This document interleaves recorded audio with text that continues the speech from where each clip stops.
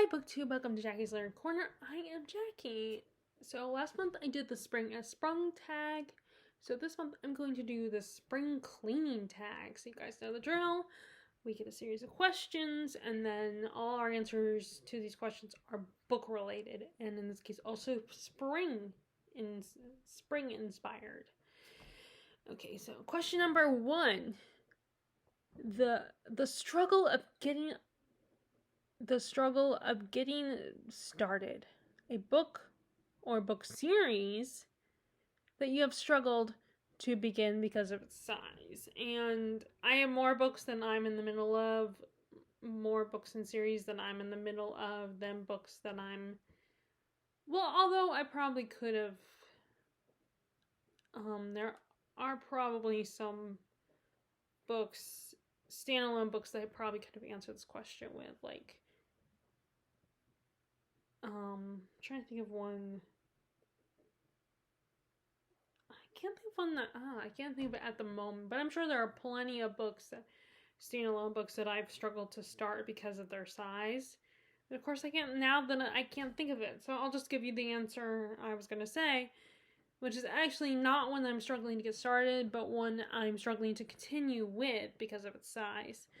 And that is the Wheel of Time series. This is the 4th one, so I'm up to the 4th one at this point. Shadow Rising, and look at these books.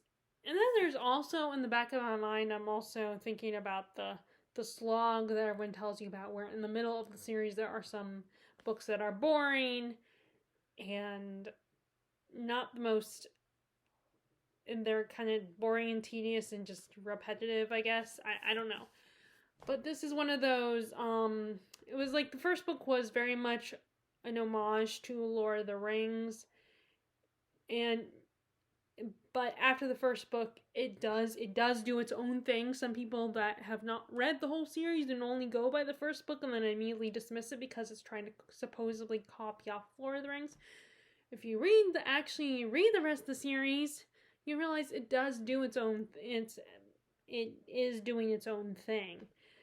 But you do have elements that Tolkien uses, such as a farm boy being told that he is the chosen one, and him and his friends go on this adventure where, this is the other problem I run into, because I space it out so much. I don't always remember everything. But I know that they go on this quest and are chosen one in this world of magic. If males use magic, then it could make them go crazy. And our main character, he in a past life and in previous life before that has happened to him. In either situation, he could go either way. Like, there's basically, like, this world has, just has multiple. Sorry, I'm really struggling explaining this. But anyway, and he has to learn how to see if he can learn how to use the magic without going evil, because he's meant to have this magic and save this world kind of situation. So I'm just gonna stop there. But anyway, see, these books there's like I think there's 13 books, but there's also a prequel. Actually, no, there's 14 books in this whole series, and there's a prequel book. So technically the whole series has 15 books, and they're all pretty chunky books.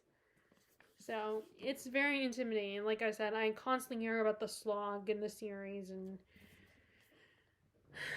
so that's Wheel of Time. And it was because sadly Robert Jordan passed away before he could finish it. The books are taken over by Brandon Sanderson towards the end, in the last handful of books. Okay, so next, question number 2. Cleaning out the closet. A book, I have the document right here, so I'm looking over here. A book or series you want to unhaul, and this is one I've already unhauled, and I said the Dune series. by Frank Herbert, and I think later by his son, Brian Herbert.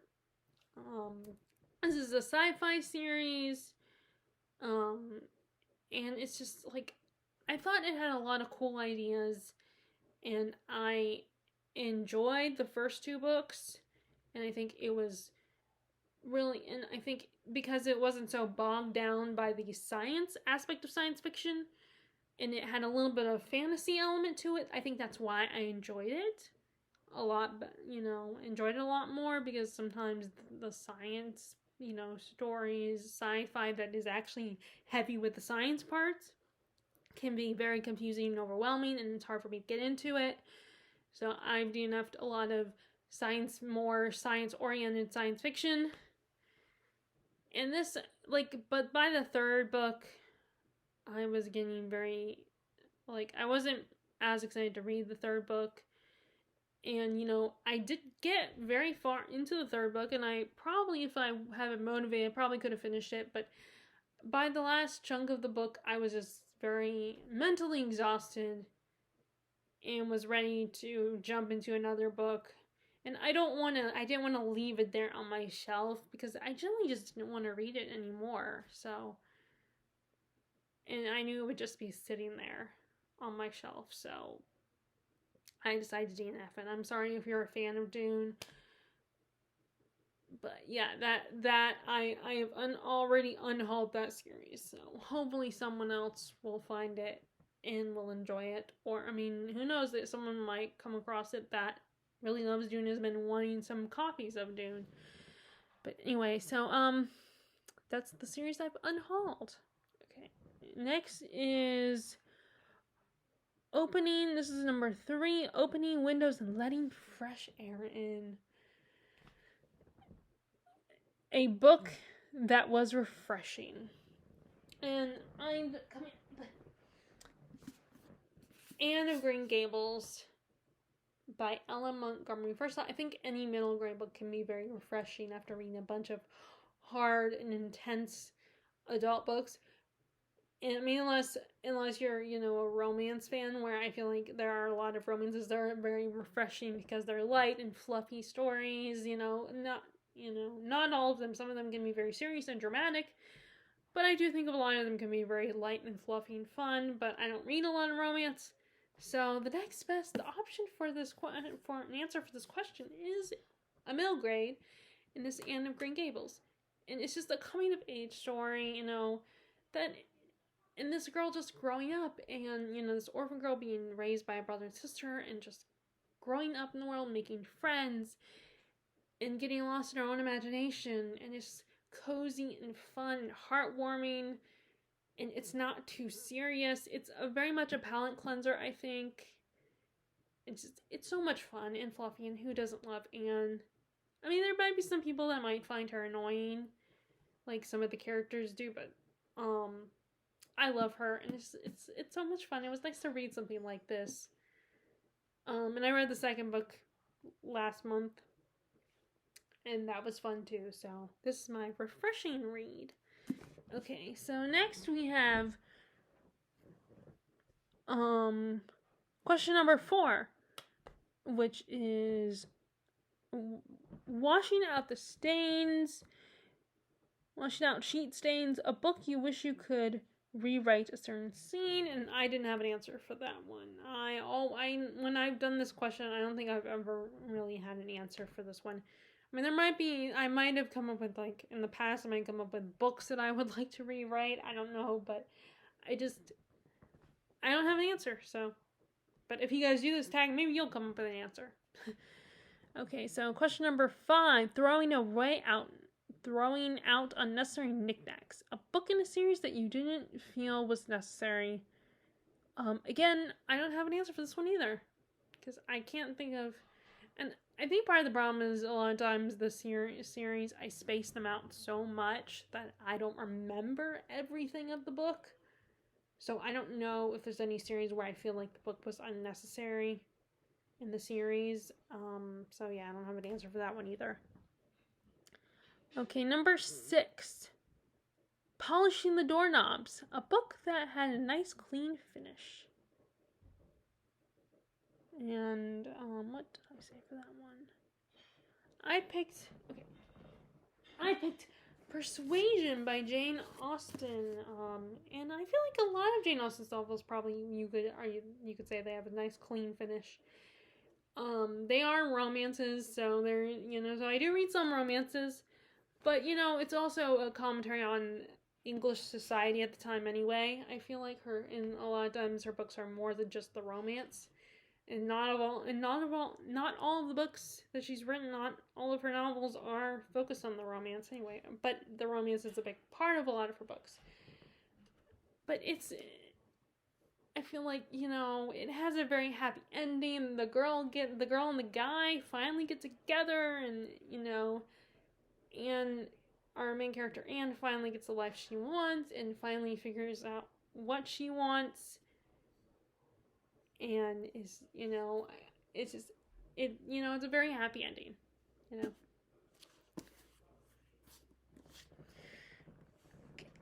Okay, so next is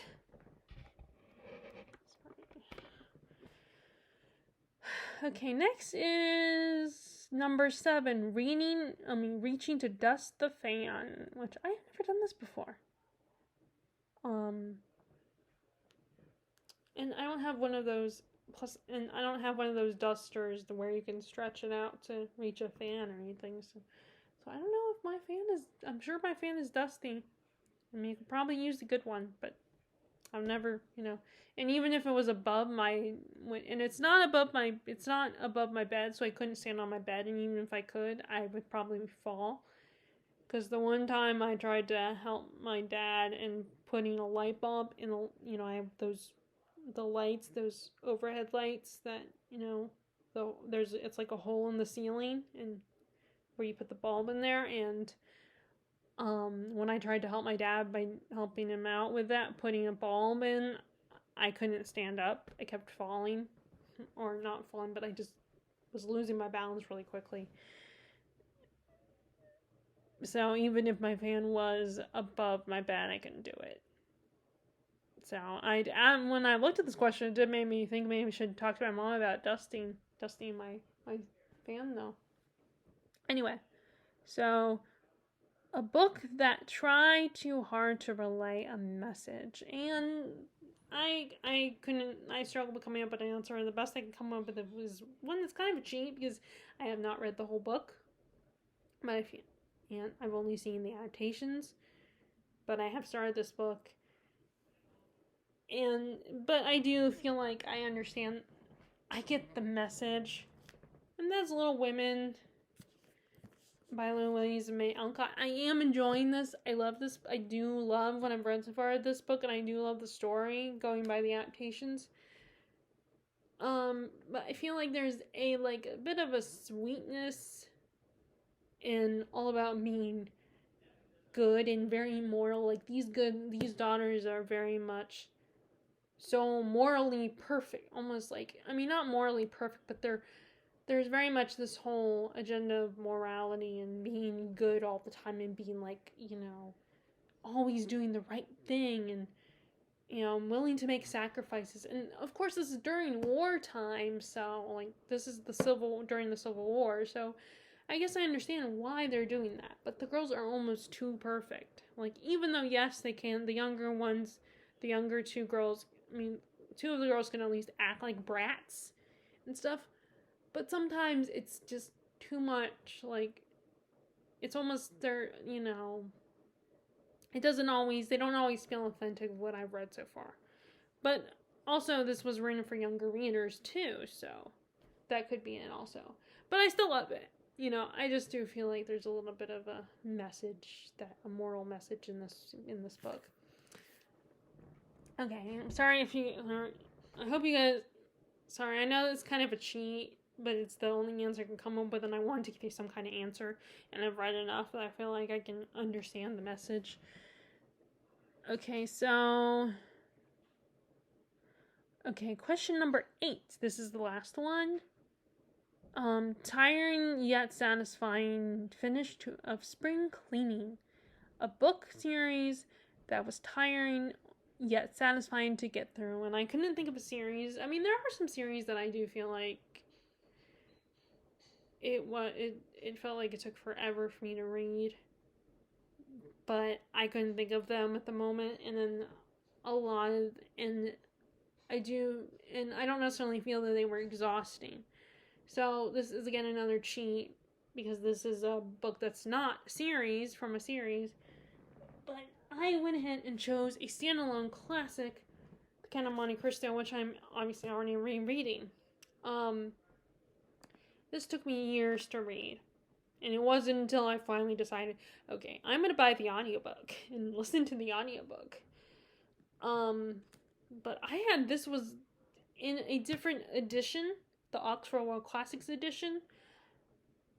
I had this book before we even moved here.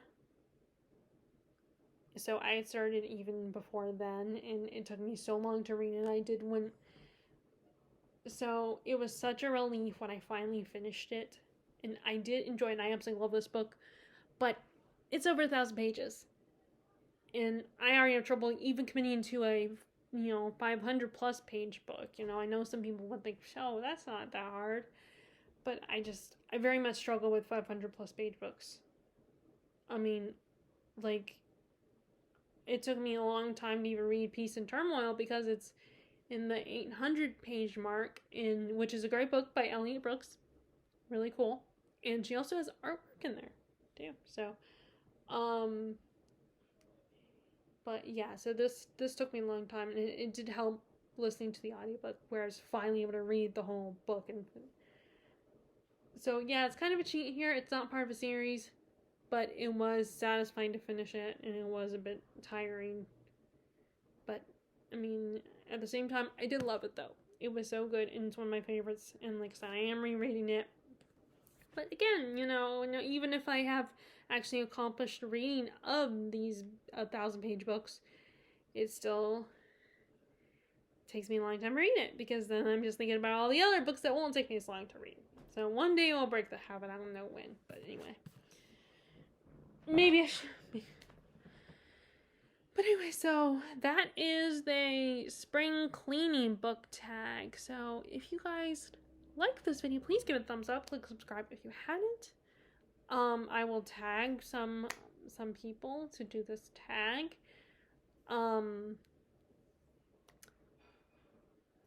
But anyway, if you please subscribe to my channel if you want to see more of my content.